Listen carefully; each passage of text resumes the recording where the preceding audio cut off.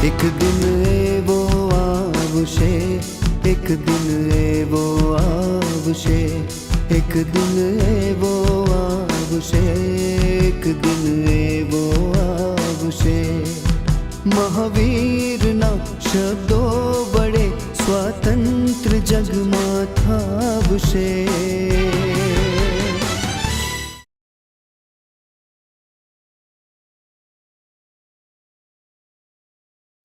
શ્રી મુંબઈ જૈન યુવક સંઘ આ કથાના સૌજન્યદાતા રાજ સૌભાગ સત્સંગ મંડળ સાયલાનો આભાર માને છે.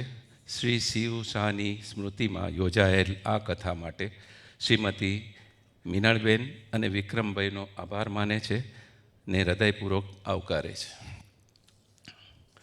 કુમારપાળભાઈ જેવા વિદ્વાન વક્તા કથાકાર તરીકે શ્રી મુંબઈ જૈન યુવક સંઘને મળ્યા તે સંઘનું સૌભાગ્ય છે. શ્રી કુમારપાળભાઈનું તલસ્પર્શી ચિંતન આપણને વિષયના હાર્દ સુધી લઈ જઈ વિચાર કરતા પ્રેરે છે.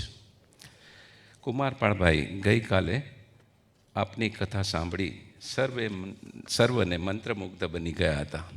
પૂજ્ય શ્રી બુદ્ધિસાગર મહારાજ સાહેબના જીવન પ્રસંગે હૃદયને સ્પર્શી ગયા.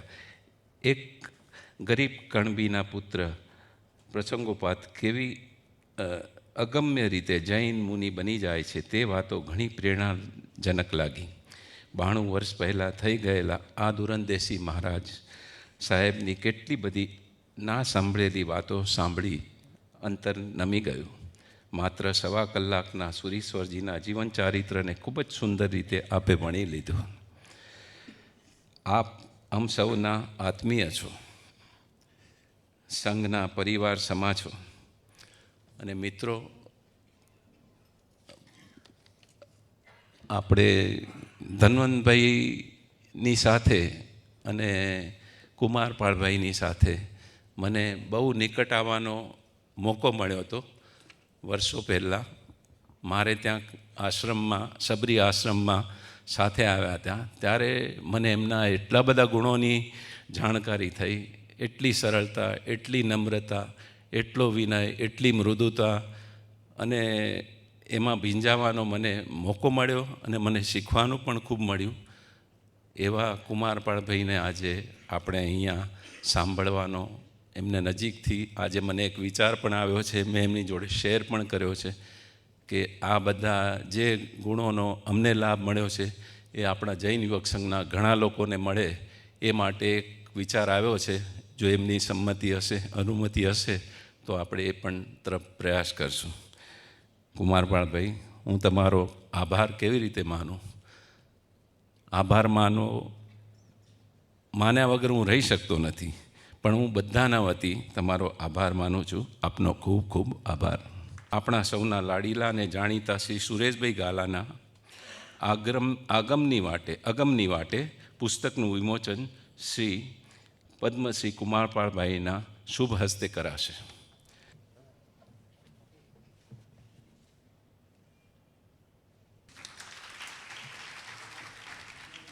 વહલા ત્રિશલા નંદન વીર જિનેશ્વર તાર જોરે. વહલા ત્રિશલા નંદન વીર જિનેશ્વર તાર જોરે. જાણી બાળ તમારો વિનતડી અવધાર જોરે. વહલા ત્રિશલા નંદન વીર જિનેશ્વર તાર જોરે. વહલા ત્રિશલા નંદન વીર જિનેશ્વર તાર જોરે.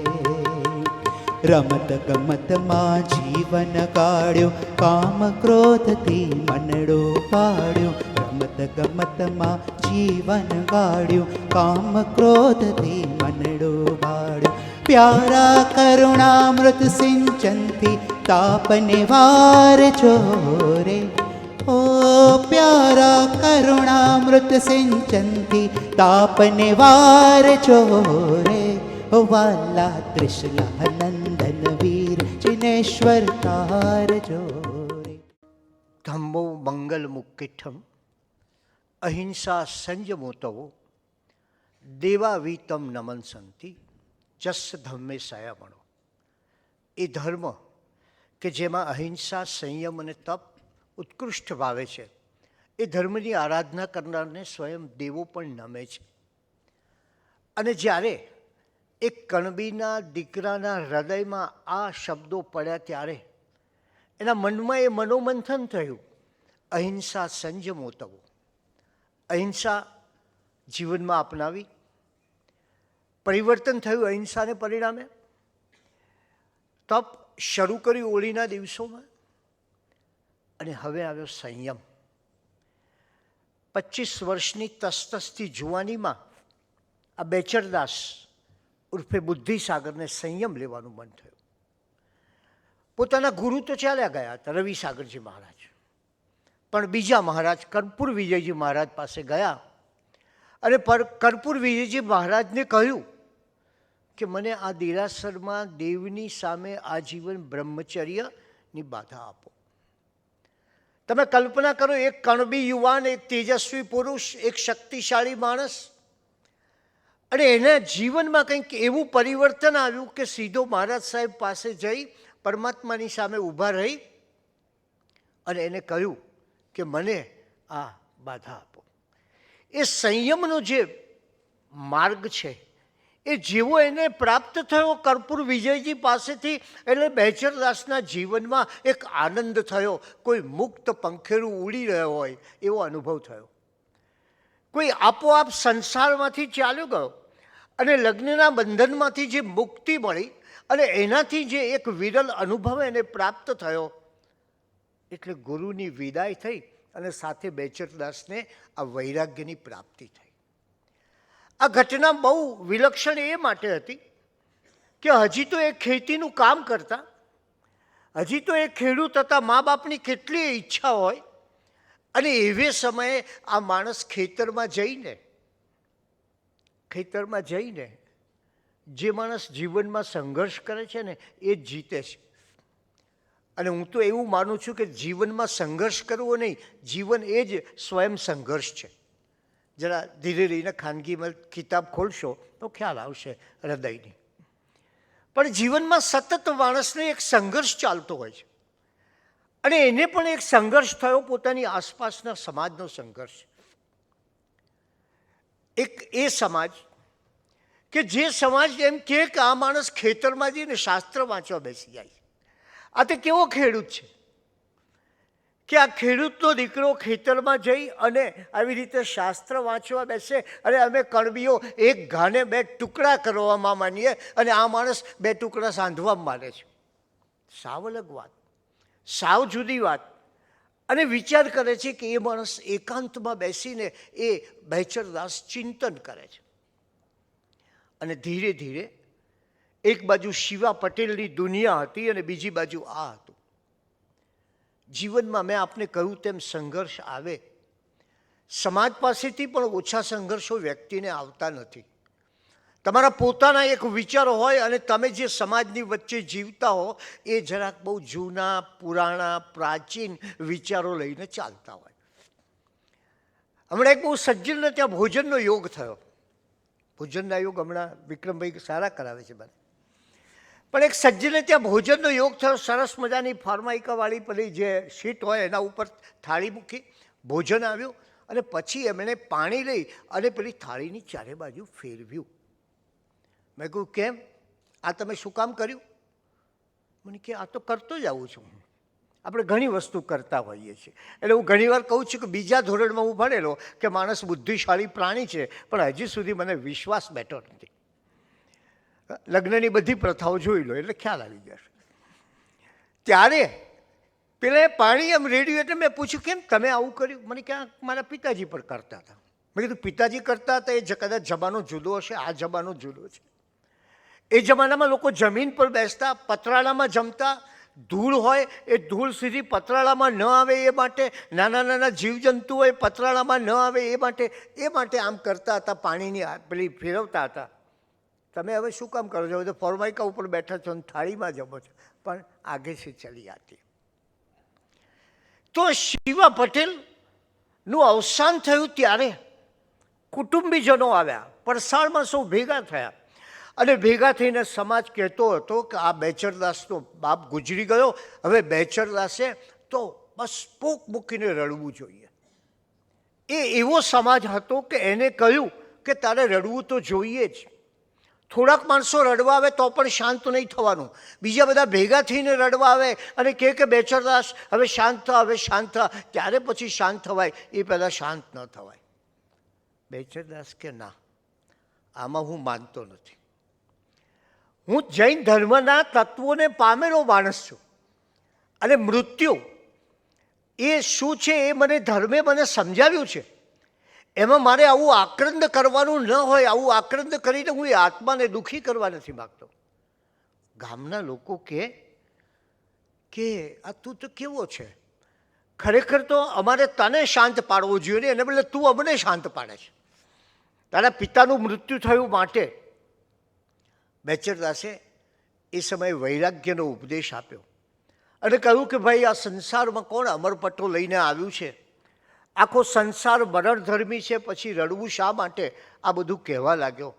લોકોને બહુ દુઃખ થયું, કારણ કે લોકો આદતથી ઘેરાયેલા છે અને માણસ લગભગ ઘરડા જ હોય છે. ઉંમરની વાત નથી કરતો, આમે ઘરડા હોય છે. અને મારી વ્યાખ્યા એ છે કે ઘરેડમાં ચાલ્યા કરે એ ઘરડો, જે એક જ ઘરેડમાં ચાલ્યા કરતો હોય, જે વર્ષોથી ચાલતી, એ માણસ ઘરડો. તો એને કહ્યું કે કેટલાક ખુશ થયા બેચરદાસ, પણ કેટલાકના મન દુભાયા. એમાં એના કાકા હતા કચરા પટેલ, એમનાથી સહન ન થયું. અરે આવું હોય, તારી હોશિયારી તારી પાસે રાખ, સગા મા બા અને બાપ બે મૃત્યુ પામે હવે તો તારે, અને ત્યારે મરણ વખતે તારું તો હૈયું છે કે પથ્થર છે. ત્યારે બેચરદાસે કહ્યું તમારા કરતાં મને મારા પિતા માટે વધારે લાગણી છે, પણ હું મારા હૃદયમાં જ હૈયા ફાટ રુદન કરું છું, બહાર નથી કરતો. લોકો કહે છે ક્યાં તારી આંખમાં આંસુ દેખાય છે, ક્યાં મોંમાંથી ડુસકા ભરે છે, કશું નથી. ના કે મને તો આ કંઈક અંદર થયું છે, અંદર હું રડું છું, બહાર રડવાનો કોઈ અર્થ નથી. ત્યારે એક જણાએ કહ્યું, સમાજમાં આવા કેટલાક સલાહ સૂચન આપનારા માણસો હોય છે, નીતિનભાઈ તમે માગો કે ન માગો એ લોકો આવી જવાના, અને તમે પૂછ્યું કે ન પૂછ્યું તો પણ તમને કહી જવાના. આ એમના બે ધર્મો હોય છે. તો એ એક માણસે કહ્યું અરે તું તો કેવો છે, પેલો ભાઈ આપણો કણબી બીજો દીકરો જે હતો એ તો જે રડ્યો ને, અને એણે જે પોક મૂકીને આખું પણું વિજાપુર ગામ જાણી ગયેલું કે એના બાપ મરી ગયો છે, એટલે તું કેવો છે. કોઈએ કહ્યું અરે મેં તો કહે છે મારા પિતા બાપ ગુજરી ગયો ત્યારે એટલી પોક મૂકેલી, એવી પોક મૂકેલી કે આમ રસ્તે ચાલનાર મને જુએ ને તો એમની આંખમાં આંસુ આવી જતા હતા. આમ આ ગામમાં કણબીવાસમાં મોતનું માતમ ન જળવાય એ કેમ ચાલે બધા કે આ મોતનું તો માતમ જળવાવું જોઈએ, પણ બેચરદાસની દશા જુદી હતી. તમે જો એક સંઘર્ષની વચ્ચે જીવતો માણસ, અને બેચરદાસ કહે છે એના મનમાં કવિતા સ્ફુરી. વત્સરાજ જીજી નામના માણસ પાસે એને કાવ્યને સમજો, છંદો શીખ્યા, દલપતરામની કવિતાના સંસ્કાર મેળવ્યા, અને પછી એ કહ્યું જન્મે જે અવની તલમાં સર્વ તે મરે છે, માથે મૃત્યુ સકળ જનને કર્મથી ના બચે કો, છે પૃથ્વીમાં સકળ જીવડા કર્મથી પંથીઓ હો, વૈરાગ્યને સકલ ઘટના પૂર્ણ વૈરાગ્ય હેતુ. આ ઘટના એ તો અમારા ભીતરમાં વૈરાગ્યનો હેતુ જગાડનારી છે. તમે જુઓ કેવી એક જુદી ભૂમિકા છે આની. શ્રીમદ રાજચંદ્ર જ્યારે મુંબઈ આવ્યા હશે ત્યારે, અને જે જમાનામાં આપણે તો ખ્યાલ હશે, મુંબઈનો હિસ્ટ્રી કોઈક વખત સમય મળે વાંચવા જેવો છે, પહેલાંનો હિસ્ટ્રી, કે એ જમાનામાં લોકો ગામડાઓમાંથી ને શહેરોમાંથી આમ ઢગલા બંધ આવતા હતા મુંબઈમાં. અને બહુ જાણીતો શબ્દ મોહમયી મુંબઈ હતા. ત્યારે શ્રીમદને શું લાગે છે, શ્રીમદને સ્મશાન ભૂમિ લાગે છે.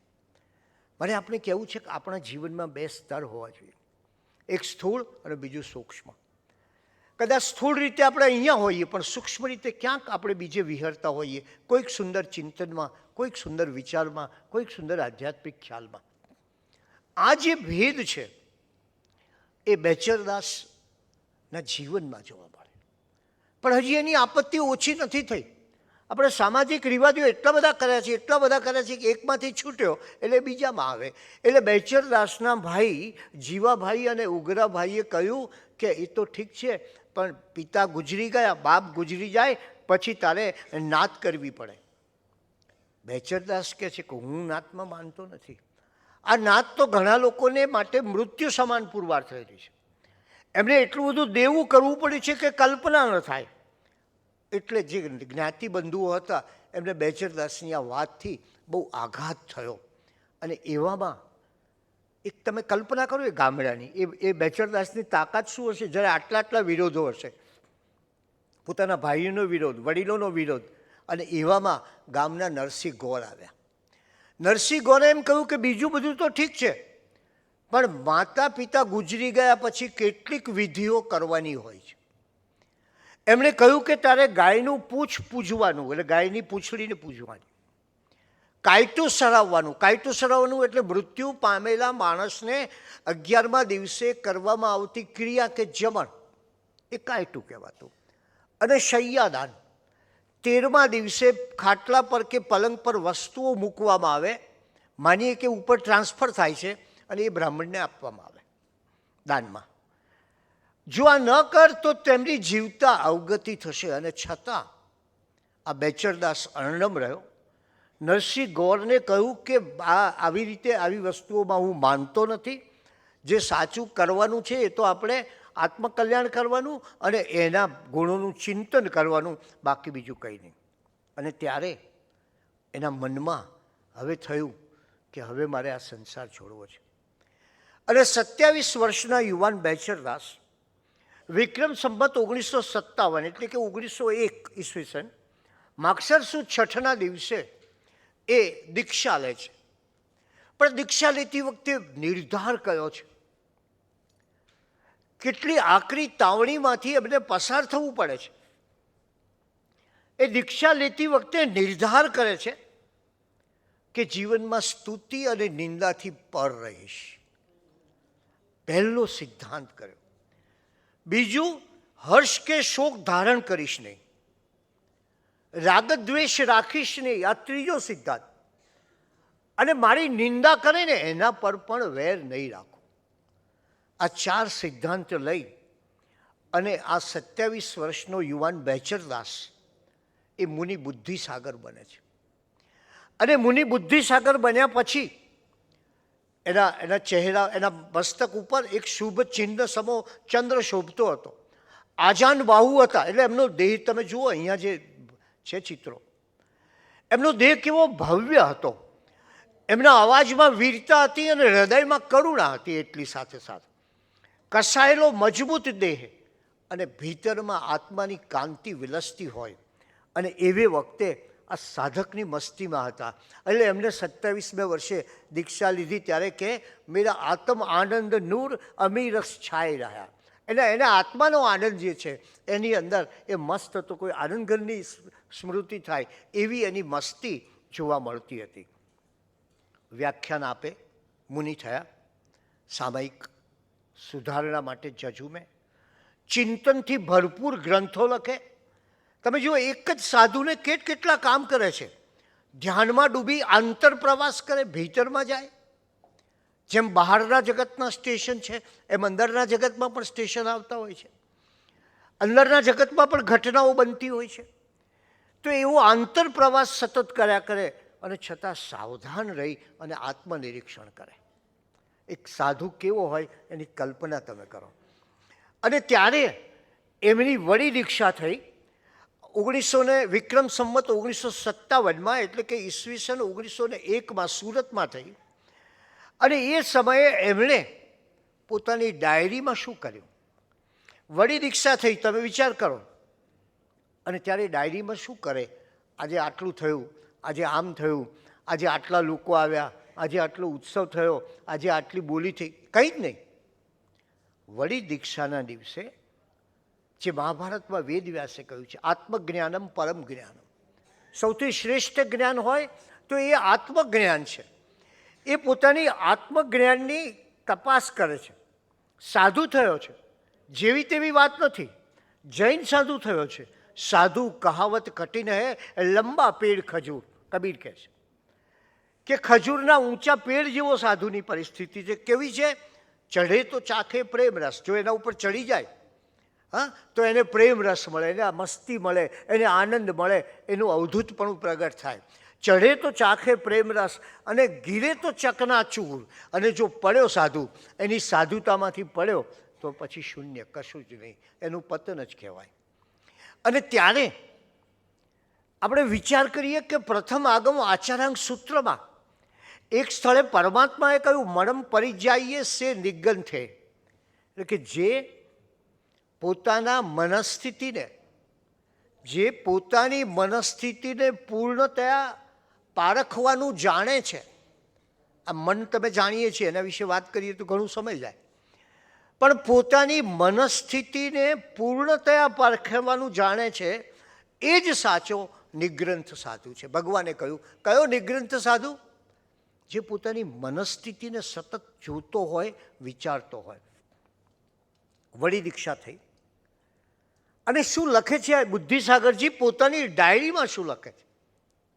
ડાયરી એ માણસનું અંદરનું રિફ્લેક્શન છે, પ્રતિબિંબ છે, ભીતરનું પ્રતિબિંબ છે. એ બુદ્ધિસાગરજી એ નથી લખતા કે આજે આવું થયું, આજે આટલું થયું, આવી ધામધૂમ થઈ, આટલા લોકો આવ્યા, આટલું થયું. હવે તો લોકો આ બધી લિસ્ટ લખે છે અને છાપામાં આપે છે કે આટલી બોલી થઈ, આટલું આમ થયું, આટલું આમ થયું, આટલા લોકો આવ્યા, આ રીતે થયું. મૂળ વસ્તુ ભૂલી જાય, આંકડાઓમાં જ રહી જઈએ. અને બે વસ્તુ બહુ ભયાનક છે, એક આંકડા અને ભીડ. ભીડ ઉપરથી આપણે માણસનું માપ કાઢવાની મોટી ભૂલ કરી રહ્યા છીએ. અહીંયા 5 માણસો બેઠા હોય પણ ખરેખર બેઠા હોય તો 5 લાખ બરાબર છે. આપણે શું કરીએ છીએ? અનફોર્ચ્યુનેટલી આ ભીડનો મહિમા કરી બેઠા છીએ. અને તમે જો હું મારું મહત્ત્વ, અરે કે હું જ્યારે પ્રવચન આપવા આવ્યો ને ત્યારે સાહેબ 20 લાખ માણસો આમ ઊભા હતા.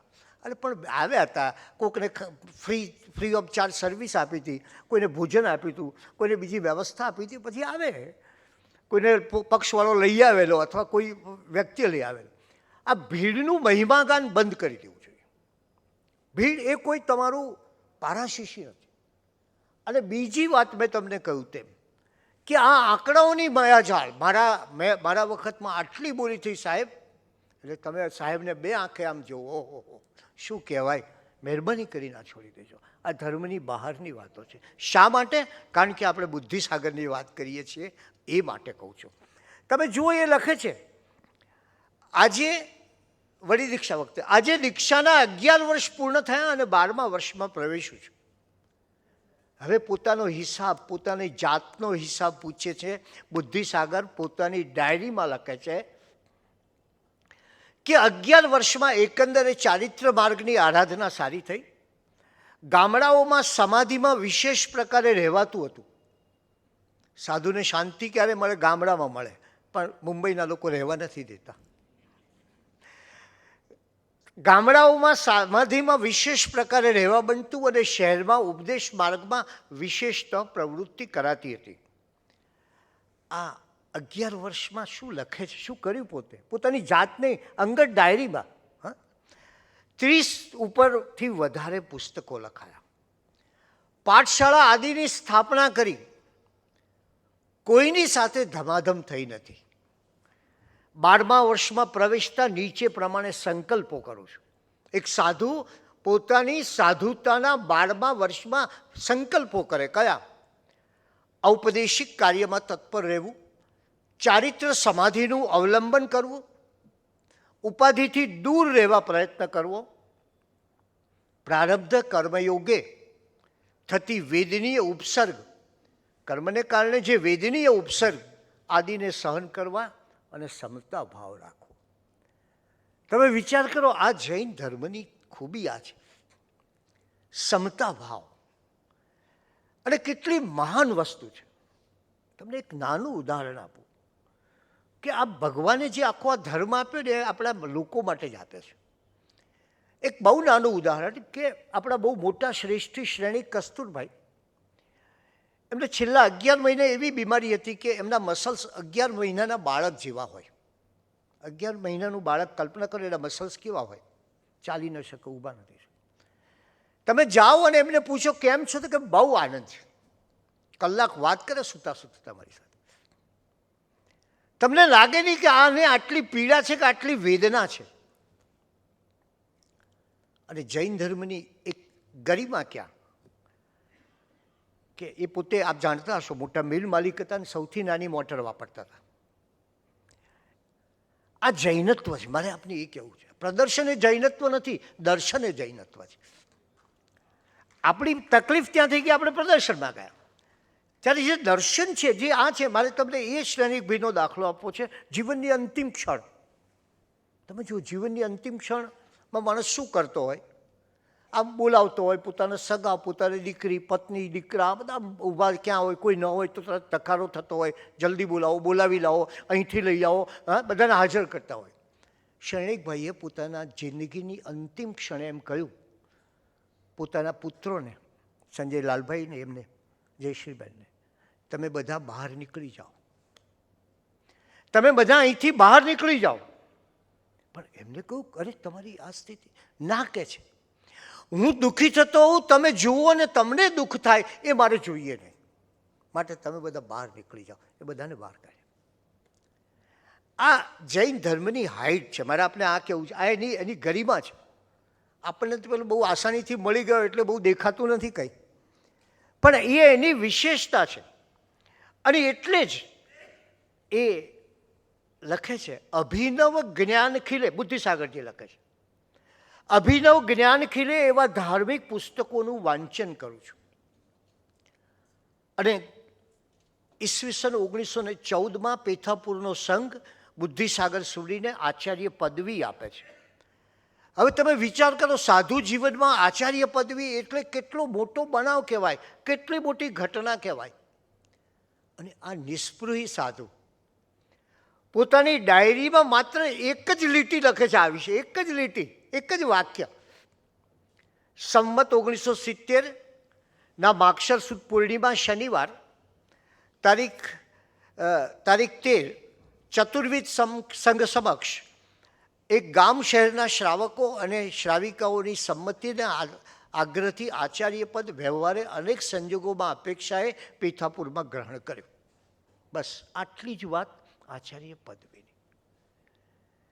અને ત્યારે આટલી વાત લખ્યા પછી આ ક્યાં ચાલ્યા જાય છે? એ પેથાપુરમાં ગામ કેવું છે, એનું સૌંદર્ય કેવું છે, બાજુમાં વહેતી સાબરમતી નદી કેવી લાગે છે, એના વર્ણનમાં પડી જાય છે. અને સૌંદર્યનું પાન કરે છે. એટલી જ નમ્રતા, એટલી જ અનાસક્તિ, ન કોઈ પદવીની લાલસા, ન કોઈ પદ પ્રાપ્તિનો હરખ કે આજે ફલાણા ભાઈ આવે ને ફલાણી કંકોત્રી કરી. કંકોત્રી કેટલી સસ્તી હોય છે તમે જાણો છો, તમે જોયેલી છે બધા. એટલે અને માત્ર એટલું કહે છે કે સમતા ભાવે જીવન જીવવા ચાહતા આ સાધુને સમતા એ જ શણગાર છે. શણગાર પોતાનો સમતા છે. અને સુખ દુઃખની પરિસ્થિતિમાં ચિત્ત સદા એક સ્વસ્થતા રાખે છે, એનો સદાનો આનંદ છે. સાધુ બન્યા, તેજસ્વી યુવાન, જ્ઞાની બની ગયેલા, પુષ્કળ ગ્રંથોનું વાંચન, લેખન પણ ખરું. અને પછી સુરતમાં એક જગ્યાએ ગયા અને એક ધનવાનને ત્યાં ઘર દેરાસરમાં પૂજા ભણાવાતી હતી. અને એક સરસ મોંઘેરા હીરાની આંગી કરી હતી. પબ્લિસિટીનો બહુ મોટો સારો સ્ટન્ટ કહેવાય. એમ તો બુદ્ધિસાગર મુનિ બેઠા હતા શાંતિથી, ત્યાં ભાવથી પૂજા ભણાવતા હતા. એવામાં એક મુનિરાજથી રહી શકાયું નહીં એટલે એમણે બુદ્ધિસાગરજીને કહ્યું, જોયું આચાર્ય મહારાજ સાહેબ, આ કેટલી બધી કિંમતી આંગી રચી છે. ધર્મના આસન પર જ્યારે ધન બેસે ને ત્યારે ધર્મ ઘર ભેગો થઈ જાય છે. અને એટલે એને કહ્યું કે જોયું તમે કેવી મનોરમ આંગી છે, આ તો તમે જુઓ. અને બુદ્ધિસાગરજી તો ભાવથી પૂજા ભણાવતા હતા, એમને વખાણ કર્યા. પણ મુનિરાજના અહોભાવ તરફ બુદ્ધિસાગરજી મહારાજ બહુ લક્ષ્ય આપ્યું નહીં. એટલે એમને ફરી વાર કહ્યું, જોયું ને કેવી સરસ મજાની મોંઘી હીરાની આ આંગી છે, એમ લાગે છે કે આજે તો 5 લાખના હીરાની આંગી થઈ છે. ત્યારે બુદ્ધિસાગર પૂજામાં તલ્લીન હતા. પેલા મુનિરાજને થયું કે હજી સાંભળ્યું નથી, સાંભળ્યું તો ખરું પણ ન સાંભળ્યા બરાબર કર્યું. એટલે એને થયું કે હજી સાંભળ્યું નથી, ત્રીજી વાર કહ્યું, આવી 5 લાખના હીરાની આંગી આપે આ અગાઉ ક્યાંય જોઈ હતી ખરી? પૂછે છે પેલો મુનિરાજ. અને આચાર્ય બુદ્ધિસાગર કહે છે, આંગી જોતી વખતે તમારી નજર આંગી પર અટકવી જોઈએ નહીં, પણ પ્રભુ પર ઠરવી જોઈએ. આંગીનું હું અનુમોદન કરું છું, પરંતુ આવી આંગી જોતી વખતે આપણે એ વિચાર કરવો જોઈએ કે આનાથી પણ વધુ મોંઘા જર ઝવેરાત પ્રભુએ છોડી દીધા, તુચ્છ ગણીને છોડી દીધા, સ્વેચ્છાએ ત્યાગ કરી દીધો પ્રભુએ. ત્યારે કેવો એમનો અપરિગ્રહ! એનો આપણે આપણા અંતરમાં એવું ભાવવું જોઈએ કે આનાથી એ મૂલ્યવાન પ્રભુ જો એ ત્યાગ કરી શકતા હોય તો હું કંઈક મારા જીવનમાં ત્યાગ કરી શકું. પણ હું કેવો પામર છું કે હજી ત્યાગ કરી શકતો નથી અને પદાર્થો પરની આસક્તિમાંથી બહાર આવ્યો નથી. વિચાર તો આ કરવો જોઈએ. આચાર્ય શ્રી સત્ય કહેતા ક્યારેય અચકાતા નહીં. એ નિકટનો સાધુજન હોય.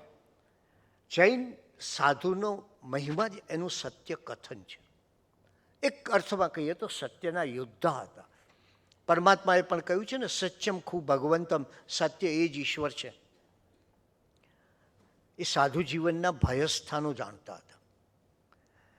અને સાધુ જીવનના ભયસ્થાનો જાણતા હોવાથી એમણે પહેલું કામ નક્કી કર્યું, સ્ત્રીઓના પરિચયથી હંમેશા દૂર રહેવું, અળગા રહેવું. સ્ત્રીઓને એકલા વંદન કરવા આવવાની, વાર્તાલાપ કરવાની કે વ્યાખ્યાન સિવાય સ્થાનકમાં આવવાની મનાઈ હતી. અને આમ છતાં મારે તમને એ કહેવું છે, આમ છતાં એમના વ્યાખ્યાનો તમે વાંચો તો તમને ખ્યાલ આવે કે સ્ત્રી જાતિના પ્રગતિ માટે એમણે કેટલી વાત કરી. જીભનો સ્વાદ એમણે પહેલેથી વશ કરેલો. અને કણબીના સંતાને રાત્રિ ભોજનનો ત્યાગ કર્યો. લસણ અને ડુંગળી તજવાને કારણે દિવસોના દિવસો સુધી એ ભૂખ્યા રહ્યા હતા. એટલે પેલો વાનગીનો પ્રેમ છે એ કંઈ એમને આવેલો નહીં. અને ત્યારે ક્યારેક તો કાચા ઘઉં ખાતા, ક્યારેક કાચી બાજરી ખાઈને સૂઈ ગયા. ત્યારે એમણે જે કંઈ આહાર મળે તે એક પાત્રમાં ભેગો કરીને લેતા. સવારમાં ચા, બપોરે ભોજન, સાંજે વાળું, એમ 3 વખત ભોજન નહીં. એમ 3 વખત ભોજન નહીં, 24 કલાકમાં માત્ર એક જ વાર ગોચરી અને જમવાની કોઈ પળોજણ નહીં. એમાં બન્યું એવું કે માણસામાં આવ્યા અને ભોજન સમયે એક સ્વાદિષ્ટ ઓસામણ હતું, બહુ ભાવી ગયું. એમને થયું કે વાહ, આ ઓસામણ સરસ થયું છે. અને પેલો જાગ્રત માણસ છે ને, એટલે તરત બીજો ક્ષણે વિચાર્યો, અરે હું તો જીભનો ગુલામ થઈ ગયો, આ મારે જીભના ગુલામ ન થવાય. એટલે તરત જ ઓસામણમાં પાણી નાખી દીધું, એને ફિક્કું કર્યું અને પછી લીધું. બુદ્ધિસાગરજી મહારાજ જ્યારે જ્યારે ક્યાંય જતા ત્યારે પાંજરાપોળમાં જાતે જઈને તપાસ કરતા. અને પશુઓ કેવી રીતે છે, કેટલું છે, કેવી રીતે રાખવામાં આવે છે એની બહુ ચિંતા કરતા. અને એ જ રીતે એકવાર ધરમપુરના રાજવી એમની સુવાસ સાંભળીને આવ્યા. અને સુવાસ સાંભળવા આવ્યા ત્યારે બુદ્ધિસાગરજી મહારાજે 7 વ્યસન વિશે બોધ આપ્યો. આ 7 વ્યસન જે છે, દારૂ ન પીવો, જુગાર ન રમવો, પરસ્ત્રી ગમન ન કરવું, આ જૈન સાધુઓએ વર્ષો સુધી આ કામ કર્યું છે 7 વ્યસનના ત્યાગનું. એ આપણને ખબર નથી. ગુજરાતમાં આખી સંસ્કૃતિ આટલી બધી સારી અને સુશીલ છે. આજે ગુજરાતમાં કોઈ વ્યસની માણસ હોય તો લોકો એને આદર નહીં આપે કે આ માણસ દારૂ પીએ છે કે છે. એટલે ઘણી વાર તો એમ કે આ દારૂડિયો કહેવાય. એનું મૂળ કારણ મારે આપણે કહેવું છે આ જૈન સાધુઓ છે. આપણે ભૂલી ગયા કે જૈન સાધુઓએ પોતાના ઉપદેશમાં બધી વાતો કરી અને એના પરિણામે સમાજમાં તો શીલતા આવી, પણ સૌથી વધારે સ્ત્રીઓની સ્થિતિ જૈન સમાજમાં સારી થઈ. એનું કારણ આ 7 વ્યસનનો ત્યાગ છે. આપણે ભૂલી ગયા. ચૈત્રી હોળી માટે આચાર્ય બુદ્ધિસાગર ડુમ્મસ ગામમાં આવ્યા. અને ગામમાં આવ્યા ત્યારે જોયું દરિયા કિનારા, ડુમ્મસના દરિયા કિનારા પાસેથી પસાર થાય તો બીજા બધા તો આમ પેલું લુગડું મોં ઉપર દાબીને, રૂમાલ ઢાંકીને મોંથી પેલી દુર્ગંધ આવતી હોય એટલે નીકળી જતા હતા. આચાર્ય બુદ્ધિસાગર માછીમાર પાસે ગયા અને માછીમારોને એમની સીધી સાદી વાણીમાં સમજાવ્યું, હિંસાની ભયાનકતા શું કહેવાય એ બતાવ્યું, દારૂનું દૂષણ સમજાવ્યું માછીમારોને, અને જે માછીમારોના હૃદયમાં જે દયાની ભાવના હતી ને એને ઢંઢોળી. અને એનું પરિણામ એ આવ્યું કે આ મહાત્માની ઉપસ્થિતિમાં જ એ માછીમારોએ પોતે દારૂ અને માંસાહાર છોડી દીધો. તમે જો કેવો પ્રભાવ હશે એમનો, એની કલ્પના કરીએ. અને ત્યારે કોઈને પણ સાચે માર્ગે લાવવાનો હોય તો એ પોતાનું આચાર્ય પદ આડે નહીં લાવતા, એની પાસે જાય, એને સમજાવે. સામાન્ય કોમનો માણસ હોય એને પણ સમજાવે. પરિણામ એ આવ્યું કે 18 કોમ, એ 18 આલમનો અવધૂત તરીકે બુદ્ધિસાગરજી મહારાજ જાણીતા થયા. એકવાર કેવા યોગી હતા, એકવાર સાબરમતીના વાંઘામાંથી, વાંઘા એટલે મોટી તિરાડો હોય, આપણે જોયા છે વાંઘા તો ઠીક, એ વાંઘામાંથી પસાર થતા હતા. અને પસાર થતી વખતે માણસની તાકાત નહોતી ત્યાં એ વાંઘામાં એકલા જવાની, પોતે એકલા જતા હતા. એમાં ગુફા જેવી છે જગા જોઈ, જાપ કરવા બેસી ગયા, પદ્માસન લગાવીને ધ્યાનમાં ડૂબી ગયા. અને આમ ક્યારેક તો એક ને 2 દિવસ સુધી આવી સમાધિમાં રહેતા. આ સમાધિમાં પોતે ડૂબી જતા. અને એમણે આ જે ભૂલાઈ ગયેલી આપણી યોગ સાધના, એ યોગ સાધનાને ફરી જાગૃત કરી. કોઈ જૈન મંદિરમાં જાય અને ધ્યાનને માટે અનુકૂળ લાગે. આપણે મંદિરોની રચના વિશે પણ ક્યારેક વાત કરવા જેવી છે કે શા માટે આપણા મંદિરો આમ છે, કારણ કે તમે બોલો એનો પડઘો તમારી ભીતરમાં જાય, અપ્પા સો પરમાપ્પા ત્યાં થશે. એમણે લખ્યું છે કે એકવાર સાબરમતી નદીના રેતનો બેટડો હતો, આજુબાજુ પાણીની જગા વચ્ચે. એ બેટડામાં બેસીને 1 કલાક ધ્યાન કર્યું. બીજી એક જગ્યાએ લખે છે, જોટાણામાં ક્ષેત્રપાલના થાંભલાના ઓટલા પરના સાંજના વખતે એક આત્મધ્યાન કરવાથી અલૌકિક અનુભવની અનુભૂતિ થઈ. આમ ધ્યાનથી જે પોતાના જીવનનો વિકાસ કરતા ગયા. અને કેવો વિકાસ કરે છે, મને એક તો તમને કહેવું જ પડશે. વિક્રમ સંવત 1971 પોષવદ 10 એની રાત, અને એ રાત્રે આચાર્યશ્રી પોતાના આત્મીય અનુભવને, ભીતરી અનુભવને કહે છે, પોષ સુધી 10ની રાત્રે આત્મા અને પરમાત્માની એકતાના ધ્યાનનો દીર્ઘકાલ સતત પ્રવાહ રહ્યો. અને તેથી જે આત્માનંદ પ્રગટ્યો તેનું વર્ણન થઈ શકે તેમ નથી. તેનું વર્ણન થઈ શકે તેમ નથી. આત્માની નિષ્કામ દશાના સત્ય સુખનો અપૂર્વ સાક્ષાત્કાર ખરેખર અનુભવમાં ભાસ્યો. તે વખતે રાગદ્વેષની ઉપશમતા વિશેષતા પ્રગટેલી દેખાઈ. એકલારા ગામમાં નિવૃત્તિ સ્થળ વગેરે કારણોથી અપૂર્વ આત્મસુખ અનુભવાયું. આચાર્યશ્રી પોતે લખે છે, ઉપાધિ રહિત દશામાં શુદ્ધોપયોગે સહજ સુખ અનુભવવામાં આવે છે. કેવી ઉચ્ચ દશાએ પોતે પહોંચ્યા એની એક વાત કરે છે.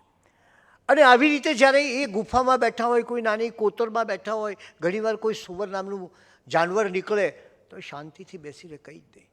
ક્યારેક સર્પ નીકળે તો પીઠાપુરના મેદાનમાં એ જતા હતા અને સાપ નીકળ્યો, બાળકોએ ચીસ પાડી, ત્યારે સૂર્યજી હસતા હસતા કહ્યું, આ સાપ આપણને ઉપદ્રવ કરવા આવ્યો નથી, અને થોડી વારમાં ચાલ્યો ગયો. એમના જીવનમાં જે ચમત્કારો છે, જેને ચમત્કાર હું નથી કહેતો, જેને આત્મશક્તિનું પ્રાગટ્ય કહું છું, અને એ પ્રાગટ્ય એ છે કે એમણે ઘણીવાર આવા પ્રાણીઓ, દીપડો નજીક આવે ને બેઠો હોય ને છતાં કંઈ ન થાય. અને વચન સિદ્ધ વાણી. સુરતમાં એકવાર તાપી નદીની કાંઠે પસાર થતા એક માછીમાર જાળ નાખીને બેઠેલો માછલા મારવા. આચાર્યશ્રીએ કહ્યું, જવા દે ને, શું કામ આ બધું કરે છે, બીજો કોઈ ધંધો હું તને અપાવું, વ્યવસાય અપાવું. નાના કે આ તો મારું કામ છે ને આજ હું કરવાનું, તમે વળી શું કામ દખલ કરો છો? ત્યારે કે સારું, તું મારા દેખતા ફરી જાળ નાખીશ નહીં. નાના કે તમે હોય એટલે કંઈ જાળ ન નાખવી એવું કંઈ છે નહીં કે છે માછી, હું તો નાખવાનો, આ તો મારો ધંધો છે, રોજગાર છે. એટલે એને માછીમારને જરાક ખોટો રસ્તો સૂઝ્યો ને એને પોતાની જાળ વધુ પહોળી કરી. સૂરીજીએ એક કાંકરી લઈને પાણીમાં નાખી અને પાણીમાં નાખ્યા પછી કહ્યું કે હવે તારી જાળ જેટલી પહોળી કરવી હોય ને એટલી કર, કોઈ વાંધો નથી, પણ હું તને ખાતરીપૂર્વક કહું છું કે એમાં એકેય માછલી આવશે નહીં. અને એ કહ્યું પછી પેલા કલાક સુધી સૂરીજીની નજર પેલા પાણી ઉપર અને પેલાની નજર જાળમાં માછલી ફસાય એના ઉપર. 1 કલાક પેલો મથ્યો, કંઈ ન થયું. જાળ કાઢીને જોયું તો એક નાનું માછલું પણ નહીં આવ્યું. દોડીને પગે લાગ્યો અને આચાર્યશ્રીને કહ્યું, બાવાજી કોઈ હુકમ આપો. એને તો મને બાવો જ લાગે ને, બાવાજી કોઈ હુકમ આપો. ત્યારે કહ્યું કે તું આ પાપની કમાણી બંધ કર અને જાળ ઉઠાવીને ચાલ્યો છે.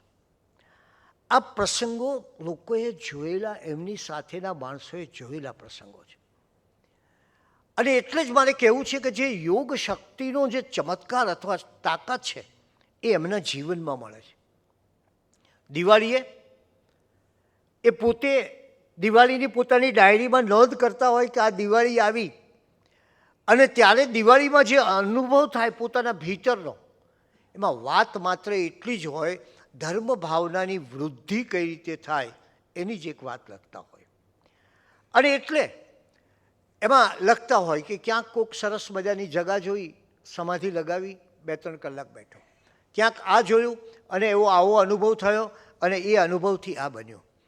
એમણે એક ઘણા પ્રસંગો છે એમના મારી પાસે, પણ એમાં ન જવું, પણ એક પ્રસંગ મારે કહેવું છે. એક ભાવનગરથી બહુ સારું મેગેઝિન છાપું નીકળતું હતું, સામયિક, એનું નામ હતું ભાવનગર સમાચાર. અને ભાવનગર સમાચારના તંત્રી હતા જયંતિલાલ મોરારજી મહેતા. એ ભાવનગર સમાચારના અંકમાં લખેલી વાત મારે તમને કહેવી છે. એક બહુ જ ઓથેન્ટિક છાપું, આપણું પ્રમાણભૂત વિચારોને સમાચારો આપતું. એને લખ્યું છે કે એમણે સૂરીજીની યોગ વિદ્યાની એમણે લખ્યું કે સૂરીજીએ પોતાની પ્રાણશક્તિ બ્રહ્મરંધ્રમાં કેન્દ્રિત કરી બતાવી. એમનું શરીર તંગ થઈ ગયું, પગના આંગળા સાવ સીધા થઈ ગયા. જયંતિભાઈએ જોયું તો નાડી સાવ બંધ થઈ ગઈ, હૃદયના ધબકારા સંભળાતા નહોતા, શ્વાસોચ્છ્વાસની ક્રિયા પણ બિલકુલ થંભી ગઈ હતી. અને ધીરે ધીરે એ સપાટ અને નિશ્ચેષ્ટ લાગતું શરીર 4 આંગળ ઊંચે આવ્યું. આ દ્રશ્ય જયંતિભાઈ લખે છે, મેં જોયું અને હું એ દ્રશ્ય જોઈ અને સ્તબ્ધ થઈ ગયો. આ ધ્યાનની તાકાત એ ક્યાંથી નીકળી? એ પોતાના આત્માની પ્રબળ તાકાતમાંથી નીકળી. આ ધ્યાનની તાકાતમાં શું ઉમેરણ હતું? એ પોતાના બ્રહ્મચર્યની શક્તિનું ઉમેરણ હતું. બુદ્ધિસાગરજી મહારાજનો જેમને સાક્ષાત્કાર હતો, એવા એ જ પરંપરાના આચાર્ય ગચ્છાધિપતિ આચાર્ય શ્રી સુબોધ સાગર સુરીશ્વરજી મહારાજ, એમની પાસે પણ આ શક્તિ હતી, અદ્ભુત શક્તિઓ હતી. એના અનેક પ્રસંગો છે, પણ એ હંમેશા કહેતા કે 2 કારણથી છે, એક ગુરુ કૃપા અને બીજું બ્રહ્મચર્યનું તેજ. અને તમને આમ કલ્પના ના આવે. એકવાર મને એમને બોલાવ્યો અને મને કે કુંવર પણ કોઈ પ્રશ્ન હોય તો પૂછ. મેં તો કોઈ પ્રશ્ન આમ એવો તો કોઈ છે નહીં અત્યારે. ના, પણ કે તને મન હોય પૂછી લે ને. તો આપણે વળી જરા જ્ઞાની તો ખરા જ. એટલે આપણે પ્રશ્ન કર્યો કે આ બુશ અને સદ્દામ વચ્ચે યુદ્ધ થશે કે નહીં. દુનિયામાં કોઈ નહોતું માનતું કે આ યુદ્ધ થશે આ 2 વચ્ચે, કારણ કે સદ્દામ બહુ નાનો અને બુશ ઘણો મોટો. અમેરિકા કંઈ એ જ વખતે નહોતું. મને કે થશે, અને ખરેખર પછી થયું. એટલે તમે જો આવા તો ઘણા કિસ્સાઓ બનેલા, પણ એ કઈ વસ્તુ એ પોતે જ કહેતા કે ગુરુ કૃપા અને બ્રહ્મચર્યનો પ્રભાવ, આ 2ને કારણે હું આ કરી શકું છું. અને એટલે જ હવે જરાક ફરી પાછા જઈએ આપણે.